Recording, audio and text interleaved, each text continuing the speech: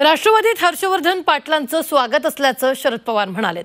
जयंत पाटील आणि त्यांची चर्चा झाली आणि जयंत पाटलांनी आपल्याला कळवल्याचं शरद पवार म्हणालेले आहेत। हर्षवर्धन पाटलांच्या पक्षप्रवेशाचा निर्णय पक्षाचे अध्यक्ष ठरवतील असंही शरद पवार म्हणाले। त्याचबरोबर अनेक लोकांची इच्छा आहे, कदाचित नंबर वाढलेले दिसतील असं म्हणत शरद पवारांनी आणखी पक्षप्रवेशाचे संकेत दिले।